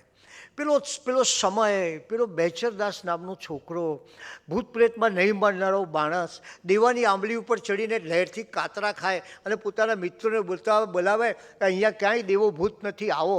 એની એક દિવસ એના શિક્ષકે કહ્યું કે તું આ પીરનો મલીદો, એટલે પીર જે હોય દરગાહ, એ પીરમાં જઈ અને આ મલીદો ચડાવી આવો. મલીદો એટલે કાચો લોટ અને ઘી ગોળની બનાવેલી કુલેર જેવો એક વસ્તુ. એનું કારણ શું હતું? એ વૃદ્ધ શિક્ષકની પત્ની રાત્રે ધૂણતી હતી અને કોઈ સમજાવવા આવે તો ચીસો પાડતી હતી, બૂમો પાડતી હતી કે ખાઉં ખાઉં સબકો ખાઉં, એવી બૂમો પાડતી હતી. એટલે શિક્ષક ગભરાઈ ગયા, ફકીર પાસે ગયા. ફકીરે એમ કહ્યું કે કબ્રસ્તાનના પીરને તું મલીદો ચડાવ. આ વૃદ્ધ શિક્ષકને થયું કે હું તો કેવી રીતે જઉં, એટલે એને પેલો 6ઠ્ઠા ધોરણમાં ભણતા બેચરદાસને કહ્યું કે જાઓ જરા આટલું કામ કરી આવો. આ તો ગયો. આને તો કોઈ નિર્ભયતા હતી એકલી. ગીચ જાડી હતી, થુવેરના મોટા ઝુંડ હતા, અને આજુબાજુ કોઈ માણસ મળે નહીં. કબ્રસ્તાનની અંદર કબરની પાસે આવ્યો, બાજુમાં થાળી મૂકી, રૂંડી દિવેટ કરી, ઘીમાં બોળી, જે બધું કહેલું ને કરવાનું, ઘીમાં બોળી, દિવાસળીથી સળગાવી, શ્રીફળ વધેર્યું, અને પેલો કુલેરનો પેલો જે મલીદો હતો એની થાળી મૂકી અને રાહ જોવા લાગ્યો કે ક્યારે પેલો પીર સાહેબ આવે. 5 કલાક બેઠો પણ કંઈ કોઈ આવ્યું નહીં. એટલે એને બૂમ પાડી, હે પીર, મલીદો લાવ્યો છું પીર સાહેબ, જલ્દી લઈ લો અને જમી લો, કારણ મારે આ થાળી માસ્તર સાહેબને પાછી આપવાની છે. એમને આપી. આ માસ્તર છે એટલે કંઈ કહેવાય નહીં, શું કરે. પેલો બેચર તો પલાઠી લગાવીને બેઠો, એકી ટસે જોવા લાગ્યો શું થાય છે. સમય વીતવા લાગ્યો અને એણે મલીદાની થાળી પરથી રૂમાલ ઉપાડ્યો. એમ થયું કે ખાઈ ગયો છે પીર. જોયું તો મલીદો તો જેવો હતો એવો જ ઘીથી લચપચતો પડ્યો હતો. એટલે એને વધારે મૂંઝવણ થઈ. પ્રશ્ન એ હતો કે જો થાળી વિના પાછો જાય તો માસ્તર એને મારે. થાળી તો લેવી જ પડે, અને થાળી લેવા માટે આ મલીદો તો જાય. બીજું કે હવે વધારે જો સમય જાય તોય મુશ્કેલી હતી, કારણ કે રાતના ભોજનનું ભોજન ત્યાગ હતો, રાત્રિ ભોજનનો. એટલે ભોજનનો સમય થઈ જાય, વધારે મોડું થાય તો, અને રાત્રે તો એ જમતો નહોતો. એટલે ફરી વિનંતી કરી બેચરદાસે કે હે પીર સાહેબ, કૃપા કરીને જલ્દી આવો, મારે ઘેર જવાનું મોડું થાય છે. એનું કારણ એ છે કે હું રાત્રે જમતો નથી, અને જો બહુ મોડું થશે ને તો મારે ભૂખ્યા સૂઈ જવું પડશે. એટલે કૃપા કરીને જલ્દી આવો. આ મલીદો તમે જમો જ છો તો જલ્દી જમી લો ને, એમાં તમને શું વાંધો છે, એમ બૂમો પાડવા લાગ્યો કબ્રસ્તાનમાં. થાળી જોઈ, હજી પેલો મલીદો ક્યાંય હાલતો નહોતો. એટલે ફરીથી પીર સાહેબની હજુરમાં એને નિવેદન કર્યું, પીર સાહેબ, હું વિદ્યાર્થી છું, વળી રાત્રે જમતો નથી, એ વાત મેં આપને ક્યારની કહી છે. ઘેર પહોંચતા ચોક્કસ અંધારું થઈ જશે, અને માટે જો હું મલીદો ખાઉં તો તમે જરૂર રાજી થઈ જશો ને, કારણ કે અલ્ટિમેટલી ખાવાની જ વાત હતી ને. તો હું એમ કહીને બેચરે નિરાંતે મલીદો ખાઈ લીધો, આરોગી લીધો. થાળી વાટકો ખાલી કરી ઘેર ગયો ને માસ્તર સાહેબને થાળીને વાટકો આપ્યા. માસ્તર સાહેબ ક્યારના રાહ જોતા હતા, પેલો મૂકીને કેમ આવ્યો નથી. એટલે બેચર મલીદો ચડાવ્યો કે હા સાહેબ, મલીદો તો બરાબર ચડાવ્યો છે, તો પછી આટલી બધી વાર કેમ થઈ. બેચર કે પણ અરે સાહેબ, પેલા પીર સાહેબ મલીદો આરોગ્ય એટલી તો વાર થાય ને, આ થાળી તો પાછી લાવવી પડે ને, વાટકો તો પાછો લાવવો પડે ને, એટલે હું એમની રાહ જોતો હતો. પછી શું થયું? પછી કંઈ નહીં, પીર સાહેબ આવ્યા નહીં તો મલીદો હું ખાઈ ગયો કે છે. શિક્ષકનો પિત્તો ફાટ્યો, અને એને થયું કે કેવો ગજબનો છોકરો છે, એને કોઈ જાતનો ભય નથી, કોઈ ડર નથી, અને નક્કી આ છોકરો ખરો છે. અને બેચર એમ માનતો પોતે મલીદો ખાધો ને એટલે પેલો પીર સાહેબ બહુ ખુશ થતો હશે, એક છોકરાએ મલીદો તો મળ્યો. આ સમાજ હતો, ભુવાઓની બોલબાલા હતી, અને એવી બોલબાલા કે માણસ નબળો હોય, શક્તિવિહીન હોય, હિંમત ન હોય, ધર્મની શ્રદ્ધા ન હોય, ઈશ્વર ઉપર આસ્થા ન હોય, અને અંતરનું બળ ન હોય, એ માણસના જીવનમાં આવા વહેમો તરત દાખલ થઈ જતા હોય. અને એ રીતે એ જમાનામાં લોકો મોંમાં જૂતા લઈને, એને મોંમાં ખાસડું લઈને કબર પાસે જતા, પીરના સ્થાનકે જઈ અને છાતી ઉપર પંજા લગાડતા. ગરજે ગમે તેવો પ્રસાદ ન ખાઈ શકાય એવો હોય, માંસાહાર થઈ જતો હોય, પણ ગરજ હતી, ઘરમાં આવું તોફાન થાય છે, ધૂણે છે, આ છે, તે છે, એટલે ગરજે પેલો ગમે તેવો પ્રસાદ ખાતા હતા. એટલે માણસો મનથી ગુલામ, હૃદયથી વહેમી, સ્વભાવથી ભીરું અને મહેનતથી કાયર થઈ ગયા હતા. આવે સમયે યોગીરાજ આચાર્યની કરુણા જાગે છે. આ મારો સમાજ, આ મારા લોકો આ કેવી દશામાં જીવે છે. કોઈ પીરમાં દોડે છે, કોઈ બિરાદાતારમાં જાય છે. આ બધું કેવું છે જે પ્રસાદ રૂપે અભક્ષ્ય ખાય છે, જે ધર્મની વિરુદ્ધ છે. અને એટલે એમણે નક્કી કર્યું કે મારે કોઈ શક્તિની આરાધના કરવી છે, અને એને માટે એમણે ઘંટાકર્ણ વીરની આરાધના શરૂ કરી. આ ઘંટાકર્ણ વીરનો એ સમયે માત્ર એક નેપાળમાં મંત્ર હતો, બાકી બીજું કશું નહોતું. ન ફોટો હતો, ન મૂર્તિ હતી, કશું જ નહોતું. 3 દિવસ સુધી પદ્માસન લગાવીને હલનચલન કર્યા વગર ધ્યાનમાં રહ્યા. અને ત્યારે ધીરે ધીરે એ ધ્યાનની યજ્ઞ વેદી પરથી આપ બવડીમાં જાઓ ત્યારે એ જગા પણ છે, આપે જોઈ હશે. એ આસોવદી તેરસની વહેલી સવારે એ વેદીમાંથી એ બેઠા હતા. એ સમયે 4 વાગે 3 દિવસ સુધી આ પ્રયાસ કર્યો અને ન ખાવું ન પીવું ન સ્થાનથી સહેજે ચલિત થવું. અને ત્યારે મંત્ર સિદ્ધિના 3 દિવ્ય દર્શનો એમને થયા. સામાન્ય રીતે એક થાય, એમને 3 દિવ્ય દર્શન થયા. અમાસની પાછલી રાત્રે દિવ્ય દર્શનો છતાં યોગીરાજ ધ્યાનમગ્ન રહ્યા. એમનો સંકલ્પ તો હતો શ્રી ઘંટાકર્ણ મહાવીરના સાક્ષાત દર્શનનો. આ સંકલ્પ લઈને બેઠેલા, પેલો બાળપણમાં સંકલ્પ, અહીંયા સંકલ્પ. અને વેદિકામાંથી એક પ્રચંડ મહાપુરુષ પ્રગટ થયો. હાથમાં ધનુષ અને બાણ સાથે એ ધીરે ધીરે ધીરે એ ઊંચી આવ્યા. એના કાનમાં ઝળકતા કુંડળ, માથે ચળકતો મુગટ અને હાથમાં અજેય વીરતા બતાવતા ધનુષ્ય બાણ. કેળે કચ્છ સહિત પ્રગટ થયેલ વીર પુરુષનું દર્શન. કેળમાં આમ કચ્છ બાંધેલો હોય એટલે એક વીરતાના દર્શન. થોડા સમય આકૃતિ જોઈ, મનભર રીતે જોઈ, આંખો ભરીને જોઈ, હૃદય ભરીને જોઈ, આત્મસ્થ કરી અને એ આકૃતિ થોડી વારમાં અદૃશ્ય થઈ ગઈ. એ આકૃતિ અદૃશ્ય થઈ પછી 3 દિવસ બાદ આચાર્ય શ્રી બહાર આવ્યા, ઉપાશ્રયમાં ગયા અને જે ઘંટાકર્ણ વીરનો સાક્ષાત્કાર થયો હતો એ ઉપાશ્રયમાં જઈને એ ઘંટાકર્ણ વીરનું ચિત્રાંકન કર્યું. અને પછી મૂર્તિકાર મૂલચંદ મિસ્ત્રીને બોલાવ્યા અને એમને કહ્યું કે બસ આવી એક મને મૂર્તિ બનાવો. મેં સ્વપ્નમાં નિરખેલી મૂર્તિ તમે આ પથ્થરમાં આબેહૂબ સાકાર કરો. એના હાથમાં તીર છે. ઘણા લોકો ન સમજતા હોય, એમ કે આપણો અહિંસાનો ધર્મ, એમાં તીર ક્યાંથી આવ્યું? પણ તીર છે એનો અર્થ છે સંકલ્પનું તીર છે. તમારા જીવનમાં વિજય મેળવવો હોય તો સંકલ્પ, જેમ તીર તાકીને માણસ એકાગ્રતાથી જુએ એમ તમે એકાગ્રતાથી તમારા સંકલ્પ પર જુઓ. બાણ શેનું છે? સિદ્ધિનું બાણ છે. અને એનું એક કદમ આગે છે, એ આગળ એક કદમ ચાલે છે, આગ બઢાવેલું છે. સંકલ્પમાં આગળ જવાની વાત છે. અને ત્યારે લંગોટ છે, યોગીના જેવો લંગોટ છે. એ આખી બ્રહ્મચર્યની આખી કલ્પના છે. મસ્તકે રાજાનો ને મૂછો છે, એ રાજાનું મુગટ છે અને મૂછો એ મૃત્યુંજય સૂચવે છે. મૃત્યુ પરના વિજયને આ મૂછો એની જે છે એ સૂચવે છે. અને એની આંખમાં અભય છે. આ વર્ણન બહુ અદ્ભુત કર્યું પેલા મિસ્ત્રી આગળ, મૂર્તિકાર આગળ. રાત દિવસ મૂર્તિ તૈયાર થઈ અને લોકો વિચારમાં પડ્યા કે આ સંસારમાં મૂર્તિઓ ક્યાં ઓછી છે, તો વળી એક નવી મૂર્તિ શરૂ થઈ. પૂજા અલંકાર કેટલા બધા છે, એમાં શા માટે યોગીરાજ પોતે વિચારે છે કે નવા વધારવા? એટલે પૂજા અલંકારને માટે પહેલું કામ કર્યું, એની રોજે રોજ પૂજા બંધ. ઘંટાકર્ણની રોજે રોજ પૂજા ન થાય, 12 મહિને 1 વાર પૂજા થાય. કાળી ચૌદશના રાત્રે હોમ હવન કરીને કેસરથી પૂજા થાય. યોગીરાજે એના મંત્રો બનાવ્યા અને મંત્રો હોમ વખતે બોલવાના મંત્રો બનાવ્યા. અને થયું શું? જે મિથ્યાત્વનું આકર્ષણ જામી ગયેલું જૈનો અને જૈનતરોમાં, એમાંથી બહાર આવ્યા લોકો.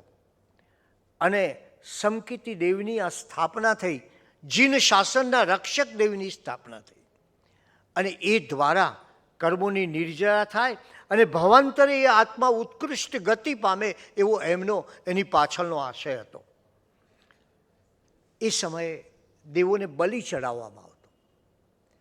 અહીં બલિ કયો? બલિ નહીં, સુખડીનો થાળ ચડાવવાની વાત થઈ. તમે કલ્પના કરો, અને સુખડીનો થાળ ચડાવવામાં આવે અને તમે જાણો છો કે એ સુખડી પાછી બહાર નથી લઈ જવાતી, એટલે ગામનું પોષણ થાય. આ રીતે નાત જાતના ભેદ વગર સૌને સુખડી મેળવે અને એકબીજાને વહેંચે. વિચાર કરવા 18 આલમનો અવધૂત હતો. અને એને જે દેવની પ્રતિષ્ઠા કરી એ ઘંટાકર્ણ વીરની પ્રતિષ્ઠા કરી. અને એ ઘંટાકર્ણ વીરનો એટલો મહિમા થયો, આપણે કોઈ કલ્પના ન કરી શકીએ. ઘંટાકર્ણ મહાવીર ગાજે, જડ ચેતન જગમહિમા છાજે ઓ ઘંટાકર્ણ મહાવીર ગાજે જડ ચેતન જગમહિમા છાજે મન વાંછિત પૂરણ કરનારા ભક્તજનોના ભય હરનારા આદિ વ્યાધિ ઉપાધિ હરતા ઓ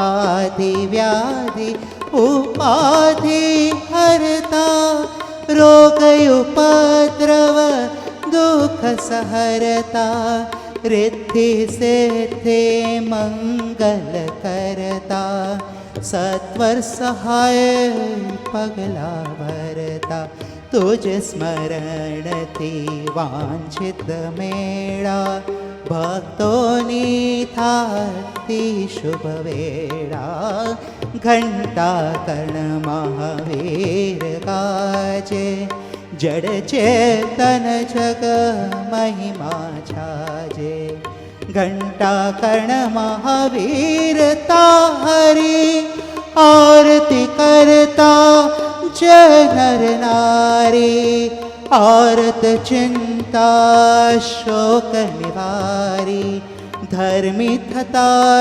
દોષને ટાળી ગાજી રહ્યો જગ માહી સઘડે ઘરમાં સાગર મારણ વગડે સહાય કરે તો વાંદે છગડે દુષ્ટોથી કાંઈ શુભ ન બગડે દેશ નગર સંગ વરતો શાંતિ દેશ નગર સંગ વરતો શાંતિ ભક્ત જનનની વધશે કાંતિ મહામારી ભય સંકટ નાસો આરોગ્યાનંદે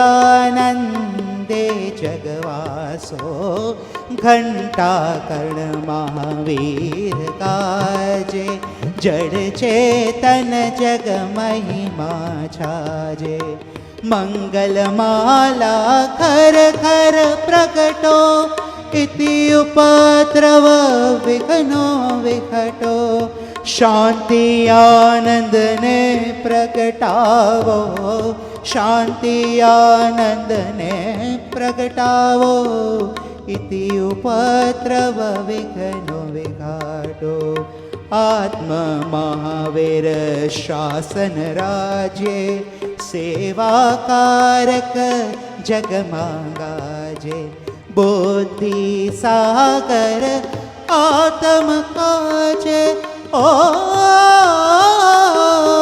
બુદ્ધિ સાગર આત્મ કાજે ક્ષણ ક્ષણ વહેલો સહાય થાજે ક્ષણ ક્ષણ વહેલો સહાય થાજે ઘંટાકર્ણ મહાવીર ગાજે જડ ચેતન જગ મહિમા છાજે જડ ચેતન જગ મહિમા છાજે જડ ચેતન જગ મહિમા છાજે.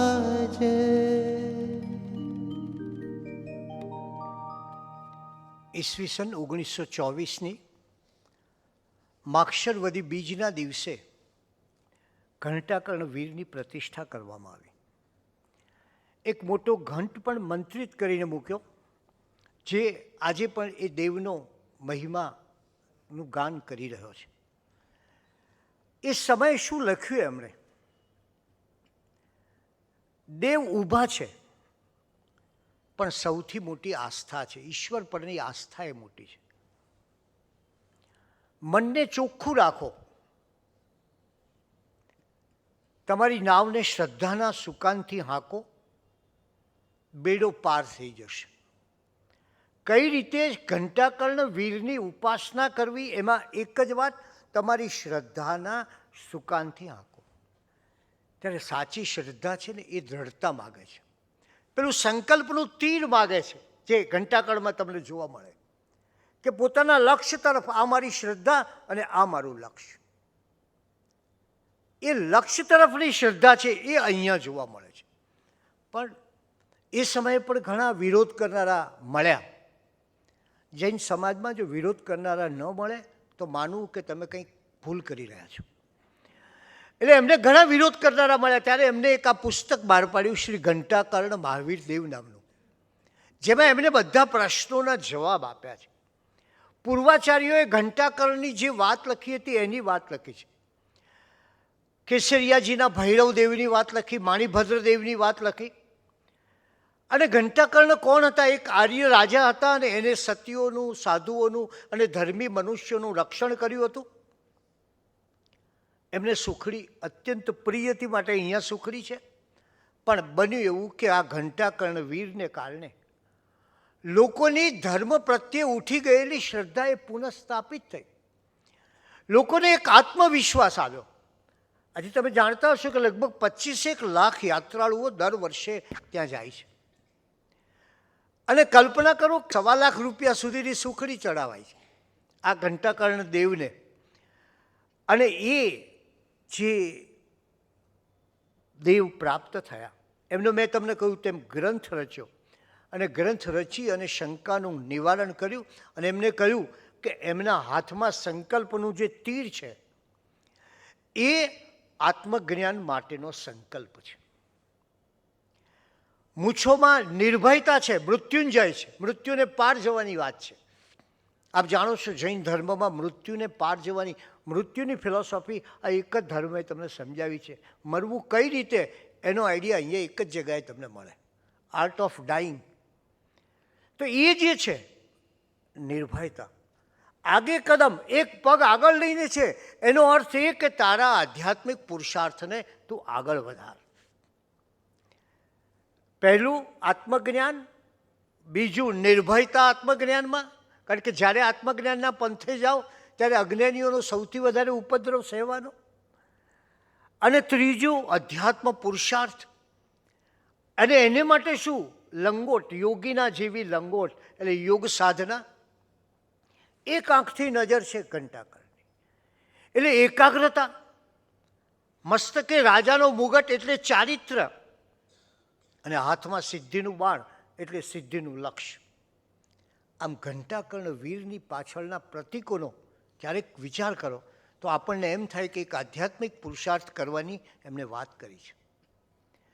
અને આ નાનો બાળક જ્યારે 6 ધોરણ ભણ્યા પછી સરસ્વતી દેવી ઘરમાં રાખતો હતો અને સરસ્વતી દેવીની ઉપાસના કરતો હતો. અને એ સરસ્વતી દેવીની ઉપાસના એટલે સ્નાન કરી, નિશાળેથી આવે ત્યારે સ્નાન કરી છબીને પ્રણામ કરે, સાંજે આવે પાછું જાય નિશાળે ત્યારે પણ છબીને પ્રણામ કરે. બીજા લોકો લખેલા કાગળ પર પગ મૂકે, આ બાળક બુદ્ધિસાગર એ પગ નહોતો મૂકતો. અભ્યાસ 6 ચોપડીનો. પણ માતા સરસ્વતીને એક એવી પ્રાર્થના કે મને તું કંઈક એવી શક્તિ આપ કે મારે કવિતા લખવી છે. ગામમાં વત્સરાજ જીજી નામના માણસે એમને કાવ્ય રચના કરી એની વાત કરી અને એને મનમાં થયું કે મારે કવિતા રચવી છે. અને એને પહેલી કવિતા લખી એ કોને ઉદ્દેશીને લખી? કોઈ વૃક્ષને, કોઈ માતાને, કોઈ પિતાને? મોટાભાગના કવિઓ પ્રિયતમાને ઉદ્દેશીને લખતા હોય. કોને એને કવિતા લખી, કોને વિશે લખી? એ કહે છે, ઓ ઈશ્વર મા બાપ તું છે તારણહાર. પહેલી કવિતામાં જે એની ઈશ્વર ભક્તિ છે, સારો કર મુજને પ્રભુ, મને પકડી લે મારી સંભાળ. સારી વિદ્યા આપ, દુર્ગુણ દોષો ટાળ. કૃપા કરી મુજને પ્રભુ, ગણજે તારો બાળ. છેલ્લે લખે છે, અલ્પ બુદ્ધિ છે મારી, આપો મુજને જ્ઞાન. નમન કરું વંદુ સદા, આપો મુજને શાન. અને એમાંથી ધીરે ધીરે કવિતાનું ઝરણું પ્રગટ થયું. માત્રામેળ, અને માત્રામેળ છંદમાં સરસ મજાની કવિતાઓ છંદોના મેળ સાથે સધાવા લાગી અને સર્જાવા લાગી. એ જમાનો હતો. એ જમાનામાં શિષ્યોની સંખ્યા વધારવા ઉપર ઘણો ભાર મૂકાતો. હું તમને એ જમાનાની વાત કરું છું કે જે જમાનામાં જેટલા શિષ્યો વધારે એટલો સાધુ સમર્થ એમ માનતા. જેટલા શિષ્યો વધારે એટલે શિષ્યો વધારવાનો મહિમા. અને શ્રાવકો પણ એવા હતા કે શિષ્યો વધારે હોય એ સાધુને બહુ પૂજનીય માને, બહુ પ્રભાવશાળી માને. પણ થયું એવું કે સંખ્યા વધારવાને કારણે, સંખ્યા વધારવાના મોહને કારણે પાત્રતા ભૂલાઈ ગઈ. એમણે આ જોયું કે લોકો બસ છોકરો ન મળે ઘરમાં 2-3 કલાક તો ક્યાં જતા? ઉપાશ્રયમાં જતા તપાસ કરવા. એ પેલા સાધુ લઈ ગયા હશે ને મુંડન થઈ ગયું હશે. આ હકીકત તમને કહું છું કે એ બાળક ન દેખાય એટલે એના માતા પિતાને ફાળ પડતી અને એના ગોઠિયાઓને એના મિત્રોને બોલાવીને પૂછતા ક્યાં ગયો, ક્યાં ગયો. ઉપાશ્રયમાં તપાસ કરતા સંતાડીને કોઈને સાધુ વેશ તો આપી દીધો નથી ને. હૈયું વલોવાતું. એટલે સાધુ તો કોણ થાય? સમયાએ સમણો હોય, સમતાથી સાધુ થવાય. પરમાત્માએ કહ્યું કે ઉત્તરાધ્યન સૂત્રની ગાથા છે. તો સાધુ તો આવો હોવો જોઈએ. કેવો હોવો જોઈએ? તો 10 વૈકાલિક સૂત્રમાં પરમાત્મા આપણને એમ કહે છે કે સાધુ આવો હોવો જોઈએ જેઓ રસ લોલુપોતા નથી, ચમત્કાર બતાવતા નથી. તમે હમણાં જરા ગોઠવતા જજો અત્યારની પરિસ્થિતિ સાથે. માયા કરતા નથી, ચાડી ચુગલી કરતા નથી, દીનતા દાખવતા નથી, આત્મપ્રશંસા કરતા નથી અને બીજા પાસે કરાવતા નથી અને તથા કુતૂહલ કરતા નથી, તેઓ પૂજ્ય બને છે. કોણ પૂજ્ય બની શકે? પરમાત્મા કહે છે આ લોકો પૂજ્ય બની શકે. અને ત્યારે આ આચાર્ય બુદ્ધિસાગર વિચાર કરે છે કે આવી પ્રવૃત્તિ કોનું કલ્યાણ કરશે? શાસનનું? ના. સમાજનું? ના. જ્ઞાનનું? ના. યોગનું? નહીં. આ પ્રવૃત્તિ કઈ રીતે શાસન પ્રભાવ ના કરે આવી? એટલે વિચાર કર્યો કે મારે સમાજને એક નવો રાહ આપવો છે. મારે આવા શિષ્યો નથી બનાવવા, પણ હું મારા જીવનમાં 108 અમર ગ્રંથ શિષ્યો બનાવીશ. અમર ગ્રંથ શિષ્યો. વ્યક્તિ જાય, આજે કાલિદાસ ન હોય છતાં શાકુંતલ છે ને આપણે યાદ કરીએ છીએ. શેક્સપિયર ન હોય અને હેમલેટ છે ને આપણે યાદ કરીએ છીએ. કવિવર ટાગોર ન હોય ને ગીતાંજલિ છે ને આપણે યાદ કરીએ છીએ. ગોવર્ધનરામ ન હોય ને સરસ્વતીચંદ્રથી આપણે યાદ કરીએ. કેટલા સર્જકોને યાદ કરીએ છીએ. દુનિયાની ઇમારતો તો ધ્વંસ પામે છે, પણ આ સાહિત્યની કૃતિઓ કદી ધ્વંસ પામતી નથી. ત્યારે બસ હું એવા 108 ગ્રંથ શિષ્યોની રચના કરું જે પાત્રતા જેનામાં પૂરી હોય, જેની સામે બહુ સરસ જગ્યાએ લખ્યું છે વેશ છોડીને ભાગી ના જાય. આવી ઘટનાઓ તમે સાંભળતા હશો. જેની સામે કોઈ આંગળી ચીંધી શકે નહીં અને જે સદા સૌનું કલ્યાણ કરે એવા 108 ગ્રંથ શિષ્યો હું બનાવીશ, જે મારી પાછળ સદાય અમર રહેશે. હું નહીં હોઉં ત્યારે પણ મારા આ શિષ્યો, મારા આ ગ્રંથ શિષ્યો અમર રહેશે. કઈ રીતે અમર રહેશે? મારા વિચારોને મૂર્ત કરશે. અમરતાની ભાવના કઈ છે? વિચાર અમર રાખવાના છે. મારા વિચારોને મૂર્ત કરશે, મારી ભાવનાઓને ખૂણે ખૂણે પહોંચાડશે, મારી ભાવનાઓને ખૂણે ખૂણે પહોંચાડશે અને જ્યાં જશે ત્યાં કલ્યાણની મહેક ફેલાવશે. આવા શિષ્યો મારે તૈયાર કરવા છે, જે કલ્યાણ આપે, જે ભાવના આપે, જે મારી વિચાર આપે જગતને. અને એટલે જ્ઞાન સાધના હતી, એમની પાસે કવિ કલ્પના હતી, ગ્રંથોનું ઊંડું વાંચન હતું, શાસ્ત્રો, ગહન શાસ્ત્રોની જાણકારી હતી. આ બધું જ એમની પાસે હતું. એટલે હવે માત્ર બસ એક કલમ ચલાવવાની વાત હતી. અને કોઈ એક એવી ઘટના બને અને જીવનમાં આઘાત લાગે અને તમારી કલમ ચાલુ થઈ જાય. કોઈ એક એવો પ્રસંગ બને અને માણસના મનમાંથી આપોઆપ કવિતા સ્ફુરે છે. એમ એક આઘાતજનક ઘટના બની. એક એવી આઘાતજનક ઘટના બની કે એમના પહેલો ચાતુર્માસ હતો ત્યારે એક જૈમિન પદ્મિંગ નામના માણસે જૈન ધર્મ અને ખ્રિસ્તી ધર્મનો મુકાબલો નામનું પુસ્તક બહાર પાડ્યું. ધર્મની સમજ આપી હોત તો બુદ્ધિસાગરજી મહારાજને વાંધો નહોતો કે ભાઈ ખ્રિસ્તી ધર્મ આવો છે ને હિન્દુ જૈન ધર્મ આવો. સર્વધર્મ સમભાવની વાત કરી હોત તો પણ બુદ્ધિસાગરજી મહારાજને વાંધો નહોતો. પણ એણે તો આવી કોઈ સાત્વિક વિચારણા કરવાને બદલે જૈન ધર્મને હીન અને પોકળ સાબિત કરવા માટે દલીલો કરી. આ જૈમિન પદ્મિંગ એ થોડા સમય પહેલાં એક સાધુ હતો, જૈન સાધુ, અને એને ધર્માંતર કરીને અહીંયા થયો. એને ધર્માંતર કર્યું અને ધર્માંતર કર્યા પછી જૈનો, જેને આ લોકોની ભાષામાં કહું તો સોફ્ટ ટાર્ગેટ કહે છે, ગઈકાલે વાત થોડી થઈ હતી, તો એને આ પુસ્તક લખ્યું અને એ પુસ્તક વાંચ્યા પછી, અને એ જમાનામાં જે જમાનામાં ખ્રિસ્તીઓનું વર્ચસ્વ હતું, એ જમાનામાં વીરચંદ રાઘવજી ગાંધી ગયા પાર્લામેન્ટ ઓફ રિલિજનમાં અને પછી અમેરિકામાં પૂછ્યું ખ્રિસ્તી પાદરીને કે તમે ભારતની વાત કરો છો અને કહો છો કે આ જંગલીઓનો દેશ છે, સ્ત્રીઓ ઉપર ત્રાસ આપનારાઓનો દેશ છે, કોબરાનો દેશ છે, મદારીઓનો દેશ છે, તમને ભારત શું છે ખબર છે? કોઈ દિવસ ગયા છો ખરા? અને ભારતમાં આ અન્યાયની વાત થાય છે એમ તમે કહો છો ત્યારે તમે ક્યારેય આ લેન્કેશાયરનું કાપડ અહીંયા સસ્તું મળે હિન્દુસ્તાનમાં અને ભારતના વણકરો ઉપર આ જે આઘાત કરવામાં આવે છે, ટેક્સ નાખવામાં આવે છે, એના વિશે કંઈ કહ્યું છે ખરું?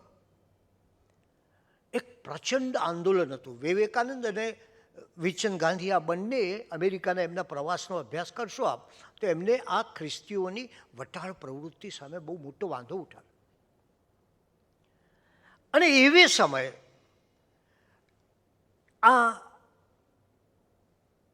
મુનિને આ ગ્રંથ વાંચવા મળે છે અને એમનું હૈયું ઉકળી ઉઠે છે કે અરે આવું આટલું બધું ખોટું, આવી ખોટી દલીલો. અને એમણે તરત જ આપોઆપ એમની કલમ ખુલવા માંડી, લેખન શરૂ થઈ ગયું. બુદ્ધિસાગરજીએ આ ગ્રંથ વાંચતા પહેલાં તો કહ્યું આપણે જાહેર ચર્ચા કરીએ, પણ આ જીત મુનિ મૂળ જૈમિલ પદ્મિંગ નવા એમાંથી બનેલા, એની હિંમત નહોતી બુદ્ધિસાગર સામે ચર્ચાનું વાવવા. બુદ્ધિસાગરે કહ્યું કે તમે કહો એ સ્થળે હું આવીશ, પણ હંમેશા નિંદાખોરનું હૃદય બીકણ હોય છે.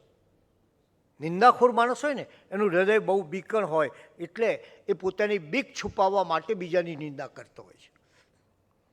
અને ત્યારે કોઈ જવાબ ન મળ્યો એટલે પલાઠી લગાવી ઢીંચણના ટેકા સાથે, ઢીંચણ ઉપર એ પોતે રાખતા પોતાનું ડાયરી, લખવાના કાગળો, અને નોટબુકમાં લખવાનું શરૂ કર્યું. 10 દિવસમાં પૂરું કર્યું. હૃદયમાં એટલો બધો સંતાપ હતો કે 250 પાનાનો ગ્રંથ લખાઈ ગયો એના ઉત્તર રૂપે. વિરોધીની એકે એક દલીલનો બરાબર જવાબ લખ્યો અને એનું અજ્ઞાની અને વિકૃત માનસ ખુલ્લું પાડ્યું ને સાથે ગ્રંથનું નામ રાખ્યું જૈન ધર્મ અને ખ્રિસ્તી ધર્મનો મુકાબલો ડેશ જૈન ખ્રિસ્તી સંવાદ. પોતે જે સંવાદ લખ્યો એ જૈન ખ્રિસ્તી સંવાદમાં. સુરતના સંઘે આ છપાવ્યો, સુરતમાં આ ગ્રંથ વહેંચાડવામાં આવ્યો. મુનિરાજે ખાસ કહ્યું કે તમે પેલા જૈમલ પદ્મિંગને તો મોકલો છો. એને આ ગ્રંથ મળ્યો અને એ વાંચતા એનો જીવ ઉડી ગયો અને સુરત છોડીને ભાગી ગયો. આ યોગનિષ્ઠ આચાર્યએ, એક વ્યક્તિ એના જીવનમાં કેટલા પુસ્તકો વાંચી શકે એનો વિચાર કરો. એમને પોતાના 26 વર્ષના સાધુ કાળમાં પૂરા 25,000થી વધારે પુસ્તકોનું વાંચન કર્યું. વિચાર કરો તમે કેવી પ્રતિભા છે. અને એવી પ્રતિભા કે જેમાં તમે એમના પુસ્તકોની યાદી છે મારી પાસે, કયા કયા વાંચે એની બધી નોંધ લખી છે. એમાં માત્ર જૈન ધર્મ નહીં પણ જૈન ધર્મના પુસ્તકો હોય, ઇતિહાસના પુસ્તકો હોય, સમાજશાસ્ત્રના પુસ્તકો હોય, પોતે રાજનીતિના પુસ્તકો હોય, આ બધા પુસ્તકોનું એમને વાંચન કર્યું એટલે એમનું ચિત્તનું વિશ્વ છે ને એ અતિ વ્યાપક બની ગયું. અને એને પરિણામે એ વિહારમાં હોય કે ચાતુર્માસમાં હોય, પણ એમની વાંચન યાત્રા ક્યારેય અટકતી નહીં, સતત વાંચન. એમને માત્ર જૈન શાસ્ત્રો જ નહીં વાંચ્યા, વેદ વાંચ્યું, પુરાણ વાંચ્યું, ઉપનિષદ વાંચ્યું, કુરાન વાંચ્યું, શ્રીમદ ભગવદ્ ગીતાના 18 અધ્યાય 3 વાર વાંચ્યા. અને એ પછી કર્મયોગ ગ્રંથ લખ્યો બુદ્ધિસાગરજી. આ ગ્રંથ લખવા માટે ફરી ભગવદ્ ગીતાનું વાંચન કર્યું ને 8 વખત એ શ્રીમદ ભગવદ્ ગીતા વાંચી.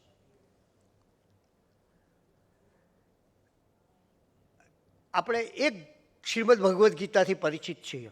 મેં હમણાં ગુજરાત સમાચારમાં લખ્યું છે કે આવી 46 ગીતાઓ છે હિન્દુ ધર્મમાં. પણ ખુદ શ્રીમદ બુદ્ધિસાગર સૂરીએ પોતે ગીતા લખી, 7 ગીતાઓનું આલેખન કર્યું, 7, એક નહીં 7. અને એમાં કોઈ આત્મદર્શન ગીતા, ગુરુ ગીતા, પ્રેમ ગીતા, જૈન ગીતા, કૃષ્ણ ગીતા, અધ્યાત્મ ગીતા અને મહાવીર ગીતા. આત્મા આનંદઘનના પદો વિશેનું એમનું ગ્રંથ એક અજોડ ગ્રંથ છે, આનંદઘન પદ ભાવાર્થ. અદ્ભુત ગ્રંથ છે. હું માનું છું 400 પાનાથી પણ વધારે મોટો ગ્રંથ હશે. તો અધ્યાત્મના માર્ગે ચાલવાનું શરૂ કર્યું. એટલે આત્મપ્રદીપ નામનો એક સરસ ગ્રંથ લખ્યો, આત્મતત્વ દર્શન, આત્મશક્તિ પ્રકાશ, આત્મપ્રકાશ જેવા ગ્રંથો લખ્યા. અને એક જ વર્ષની અંદર એમણે કેટલું વાંચ્યું એની વાત તમને હું કહું ને પછી આપણે આપણી વિચાર કરીએ કે આપણે કેટલું વાંચીએ છીએ, એ ઘેર જઈને કરીશું આપણે. પણ એક જ વર્ષ, પોતે 1 વર્ષ પૂરું થયું, દિવાળી આવી, શું વાંચ્યું? આ એક જ વર્ષમાં એમણે લખ્યું સમય પ્રાભૃત શુભ્રચંદ્ર આચાર્ય કૃત જ્ઞાનાર્વ સારોદ્ધાર, બીજી વખત વાંચ્યો. રાજેન્દ્ર અભિધાન કોશ ભાગ 1, જ્ઞાનચક્ર ભાગ 8, મહાબલ મલયા સુંદરી, સંસ્કૃત તિલક મંજરી, ચંદ્રપ્રભુ વિક્રમોર્વશિયમ, વૈદુર્ય રત્નમાલા, જૈન દ્રષ્ટિએ યોગ જેવા પુસ્તકો વાંચ્યા. શ્રી આનંદ શંકર ધ્રુવનું બહુ સરસ પુસ્તક છે, ધર્મ વર્ણન મનનપૂર્વક વાંચ્યું. અને માણસાના દરબાર પાસેથી એક રત્નમાલ નામનું પુસ્તક લઈ આવ્યો, તે પાછું આપ્યું. ઋગ્વેદ વાંચ્યું. આ ગ્રંથો ઉપરાંત ગુજરાતનો અર્વાચીન ઇતિહાસ, કણબી ક્ષત્રિય ઇતિહાસ, પદ્મ મહાપુરાણ વાંચ્યું. જીવન શક્તિ બંધારણ, સ્વામી રામતીર્થનો સદુપદેશ, ગુજરાત સર્વસંગ્રહ, સ્વદેશ, હિન્દની ઉદ્યોગ સ્થિતિ, ભારતની લોકકથાઓ, દરિયાપારના દેશોની વાતો જેવા પુસ્તકો પણ વાંચ્યા. અધ્યાત્મ પરિષદનું 4થી વાર મનન કર્યું. જોન ઓફ આર્ક, કુમુદીની આંખ કી કિરકિરી, શાંતિ કુટીર, સુભાષિત મુક્તાવલી તેમજ નર્મ કવિતા જેવા ગ્રંથો વાંચ્યા. કવિ નર્મદા શંકરે લખેલી નર્મ કવિતા. વળી વિક્રમ સંમત 1971 વૈશાખ સુદ 5મના રોજ શ્રી મોતીચંદ ગિરધર કાપડિયાએ આનંદગંજીના પદો પર લખેલી પ્રસ્તાવના અને ઉપોદ્ઘાત પણ વાંચ્યા. આ વર્ષ દરમિયાન પોતાના વર્ષનો હિસાબ આપે છે. આ વર્ષ દરમિયાન લેખન પ્રવૃત્તિ ચાલતી રહી. કર્મયોગ નામનો ગ્રંથ છપાતો હતો એ નોંધ્યું. વિહાર અને વ્યાખ્યાનો ચાલતા હતા. અને સાથોસાથ આટલી બધી જ્ઞાન પ્રવૃત્તિ ચાલુ રાખી. આપણને આશ્ચર્ય થાય કે પોતે કેટલું વાંચ્યું છે. સાંજના સમયે, પાછા બીજા કામો તો ચાલતા જ, સાંજના સમયે કડી પ્રાંતના સુબા સાહેબ ગોવિંદજી હાથીભાઈ દર્શનાર્થે આવ્યા. તેમને પ્રજાની સેવા કરવી, સાધુઓના ઉપદેશને શ્રવણ કરવા, પ્રજાજનોના દુઃખ દૂર કરવા લક્ષ્ય આપવાનું કહ્યું. લાઇબ્રેરીઓ, બોર્ડિંગો વિશેષ પ્રમાણમાં વ્યવસ્થાપૂર્વક ઉગાડવાનો ઉપદેશ આપ્યો. ગાયકવાડી રાજ્યમાં સાધુઓને માટે સંસ્કૃત પાઠશાળા ઉગાડવાનો ઉપદેશ આપ્યો. એ જ રીતે પ્રોફેસર રામમૂર્તિની મુલાકાત લીધી. રામમૂર્તિ એ એક જમાનાનો બહુ મોટો પહેલવાન હતો આપણો, અને એના ખેલો જોયા. એ સમયે જે કાવ્ય રચનાઓ કરી એની પણ નોંધ મળે છે. કે કન્યા વિક્રય સામે લખ્યું, દેશ સેવા, જુવાની, માતા, નાના બાળકો, બળી, પરતંત્રતા બુરી, આ આપણે ભારત દેશ આઝાદ નહોતો, બુરી, એવું લખ્યું. પત્રોનો જવાબ આપ્યો. અને 1971 ભાદરવા સુદ એકમે એક કાવ્ય લખ્યું એમણે. પણ એ સમયે એકવાર વિક્રમ સંવત 1971 ભાદરવા વદ એકમે બુદ્ધિસાગર કાવ્ય લખે છે. વેરાન પરિસ્થિતિ હતી, પાણી નહોતું, લોકો ફાંફા મારતા હતા, દુષ્કાળની દશા હતી. ત્યારે આ આત્મશક્તિનો રાજા કાવ્ય લખે છે કે અહીં જટ મેઘ વર્ષાવો નામનું કાવ્ય લખ્યું અને નોંધે છે આ કાવ્ય કર્યા બાદ એ ભાદરવા મહિનામાં વર્ષા થઈ અને તેથી ગુજરાતમાં દુષ્કાળ પડવાનો હતો, તેને બદલે સુકાળ થયો. આ શક્તિ હતી. આ શક્તિ સાથે આવતીકાલની ભક્તિનું સ્મરણ કરી આપણે અહીંયા મારી વાત પૂરી કરું છું. આવતીકાલે ફરી આપણે 10 વાગે છે ને, 10 વાગે મળીશું. એ વખતે વળી પાછા નવા આધ્યાત્મિક રહસ્યો અને એમના જીવનની ભવ્યતાનું આલેખન જોઈશું. જી. दर्शन ज्ञान चारित्र और तप ये है सच्ची आराधना. दर्शन ज्ञान चारित्र और तप ये है सच्ची आराधना. देव अरिहंत गुरु निर्ग्रंथ धर्म है केवली का. दर्शन ज्ञान चारित्र और तप ये है सच्ची आराधना. साधना ध्यान ज्ञान समाधि. साधना ध्यान ज्ञान समाधि से भव सागर तरना.